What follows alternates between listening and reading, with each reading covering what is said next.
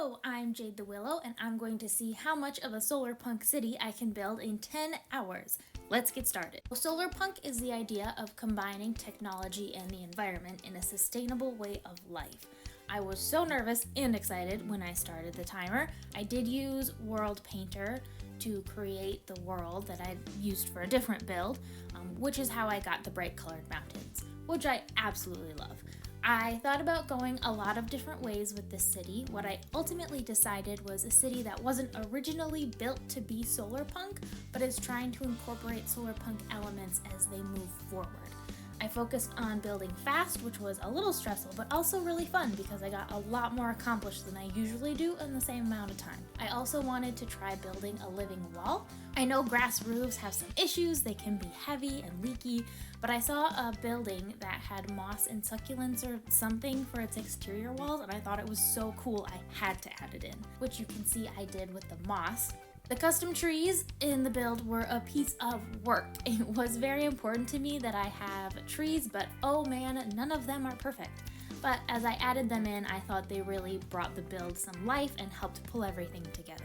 I figured there would have to be at least one building or group of people in the city somewhere that weren't happy with all of these new environmental regulations that were being put in place.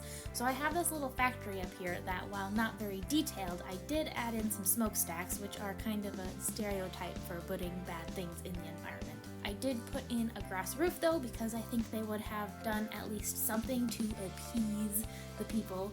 Also, you can't see it in this time lapse, but I put red banners with X's on them, kind of to be like, I don't know, graffiti or something by unhappy citizens. By hour 3, I was feeling in the groove. I added a water wheel because with the river running through the city, I thought hydroelectricity would be a natural way to incorporate sustainable energy, though I realized that the river wasn't as big as I originally thought, so I needed to make it a little wider, which I did. And then I added in a classic brick clock tower because I thought it would be fun. So when I was picking my color palette for this build, I wanted to use the idea of combining bright colors, which I have with the calcite, stripped jungle wood, the copper, but I also wanted to put in some more traditional looking textures and colors. So I have the oak wood, some tough bricks, and altogether I feel like it looks different enough from your standard medieval city or skyscraper modern city that when you look at it, your brain can tell it's a little bit more whimsical, but it's not so crazy that it doesn't look like it couldn't be real. Hour 4 was when I realized I didn't know how I was going to end the city and fade it out, which was something I decided to leave for future me's problem. I tried adding in some gardens and green areas, and I think it turned out weird, honestly, but that's okay. That's what was fun about this project. Because there wasn't much time to second guess and redo things, I just got to keep churning out builds. Though I did try and add in some shorter buildings on what I was planning to be the end of the city. It's a little awkward, don't look at it too closely. Though building everything really fast was a lot of fun, it was kind of a relief as well to know when the project was going to end. It was a little bit of a bummer though that I couldn't add in all of the details I thought of or really take the time to work out some redstone contraptions. I was super excited about my rail track though. I thought that little bit of movement would add so much to the build, which I think it does. I would have loved to incorporate a lot more of this, but without having the time to really plan it out, I didn't want to have too many random tracks just ending in the middle of the air because that would be really strange. When adding in the second street, I guess that's what you can call it, I finally felt like I was starting to have a city instead of just a random bunch of blocks on a hillside. I also gave a try with copying and pasting the apartment building, which worked pretty well, all things considered. Overall, in the project, I didn't do too much of that because the hillside made it complicated. That and the buildings were close together and there were a lot of trees. Though it was fun building all of the unique buildings, though I think using copy and paste would have allowed me to make the city a lot larger, but that's okay, I still like the project overall as it finished. I had a little hiccup in hour 6. I got interrupted 10 minutes in, and then when I came back, I forgot to hit record for 5 minutes. I did remember to resume the timer, so I know I didn't go overtime, but there's the little jump. and when I logged back into Minecraft, my skin didn't load. After a little troubleshooting, I decided to just keep going. I did fix it later. So I got to add in a little farm, solar panel field. I wanted to expand the fields further, but I didn't know how much longer it was going to take to work on the rest of the city, so I decided to leave it as was and come back later if I had time. I experimented with a couple different roof styles as I went along, which you can now see at this point in the build. I knew when I started the project that I really wanted to incorporate the grass roofs, which I did on my first building, but I wanted to keep them slanted so that the rainwater could run off. But I didn't just want grass roofs because I didn't think it made sense for the city. I did include some rooftop gardens though, and I added a few glass roofs, which was fun, but they all look really weird. I don't think I did any glass roof well, but you know, it is what it is. Next, I wanted to add in the third main street of the city. I've been trying to figure out how to do this tiered walkway I've been using for the city and other places for years, and I had always had trouble visualizing it in my head, but somehow, maybe with the need to create while the timer was counting down, I just did it. And again, like most other things in this build, I would have loved to spend a little bit more time designing them, but all things considered, I love them a lot. I think they're fantastic. I was thinking about what else to add to the city, and I thought some flower fields would be pretty, and then I could add in bees, since everyone is always talking about how good bees are for the environment. I knew they had to be part of this build.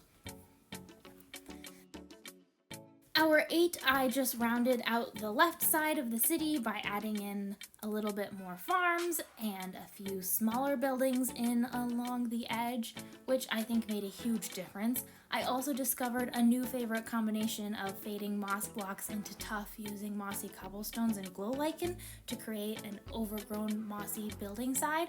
I love it so much and will be using it way more than I should from now on, I'm sure. But you know, that's okay. And I found another place I could add in a little Minecraft track, which I put in near the factory.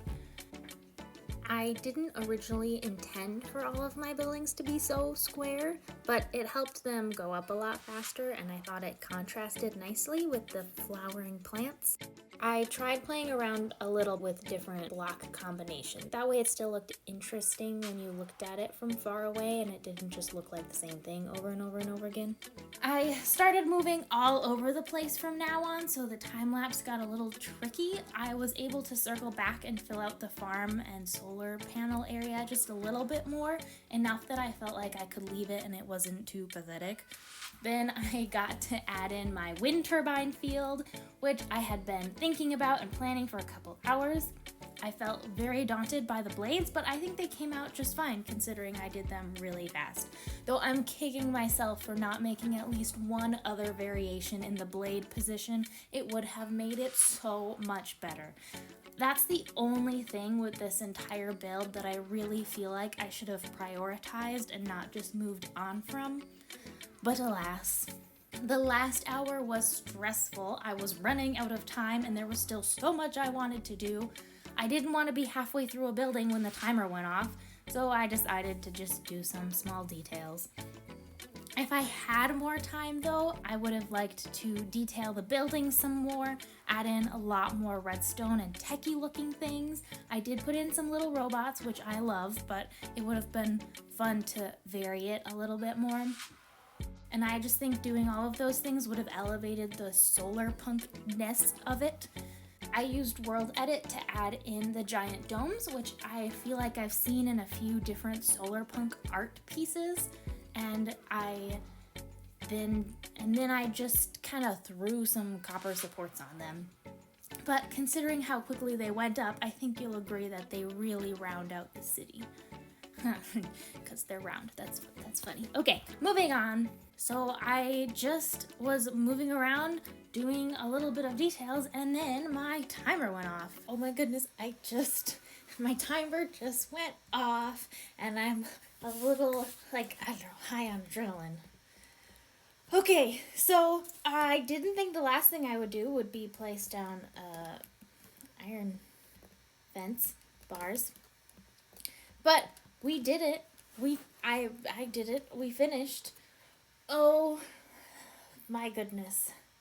That was very stressful and also a lot of fun, and I'm so proud of myself. This was a really fun project to work on, and it was really crazy, and I don't know if it's going to come through in the time lapse, but these are the little banners on the building that's only partially embraced the solar punk vibe of the rest of the town. Oh man, there were so many things that I still wanted to do, but also that was a really big project, and that was a lot of building in each hour. Oh my goodness. Anyway, you don't really need to see the big sweeping views because you've been seeing that. You can get in here and see some of the detail. There are a lot of walls because I was going quickly and trying to get the far away view done more so than the like close-up view detail work. I don't know. A lot of blank walls still, but they're not too bad. Most of them I at least have something on it.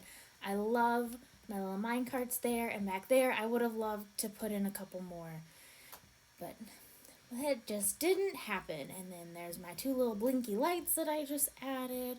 Anyway, I'm so excited. I am so pleased with how this came together. It was a bit of a struggle. This is a style that's still very new to me, but I was feeling adventurous, and this is how it turned out. I focused on how it would look from afar rather than up close, which meant not having everything perfectly detailed didn't show as much, but I'm really proud of the build.